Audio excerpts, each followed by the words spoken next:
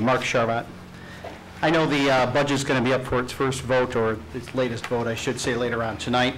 But I want to focus on my comments regarding the Daley Policy Group contract. And for this, I've written a special little tale because I hear it's going to be coming up later on tonight, perhaps. And I certainly hope it doesn't, because the council did vote it down last meeting 3 weeks ago.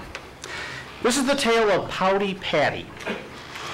A long time ago, Pouty Patty used to be Peppy Patty, until 3 weeks ago when the town of Pleasantville voted not to renew Pouty Patty's public policy contract. You see, Pouty Patty used to procure 7,200,000 pennies every year from the poor population of the overtaxed people of Pleasantville.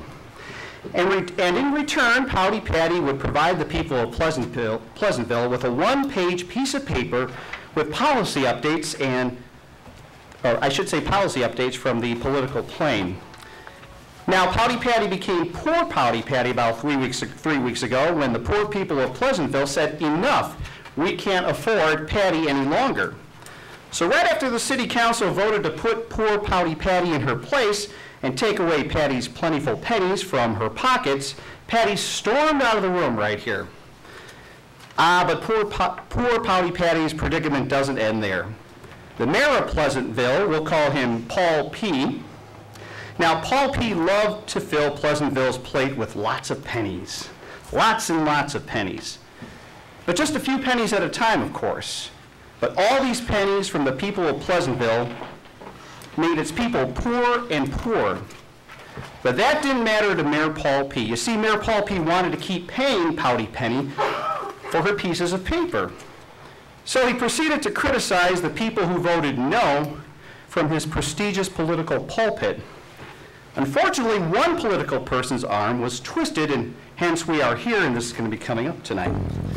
Now, the people of Pleasantville wanted a new place for its police. But to pay for the new police pad, that requires lots of pennies from the poor people's pockets. But with 7,200,000 additional pennies to pay for the new police pad coming from the money poor Pouty Patty was paid each year, the people of Pleasantville could better afford the new police pad, and everyone lives happily ever after.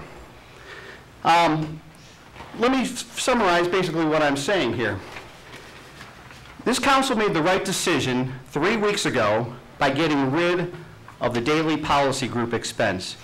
It is my hope that no arm twisting went on by any member of City Hall to any of the aldermen sitting up here.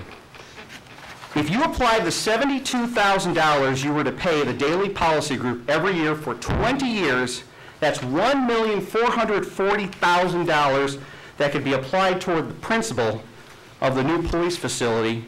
And that is just toward the principal. You add in the huge interest charges that the taxpayers would save over the life of the bond, that dollar amount is even more.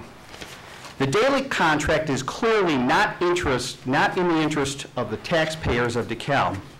If the city is dead set on maintaining the services of a Washington lobbyist, it should send out an RFP and get some quotes. I feel that if we go a couple months without a lobbyist, the city will be just fine. Ms. Daley is not the only lobbyist out there. Please be frugal with the budget. Thank you.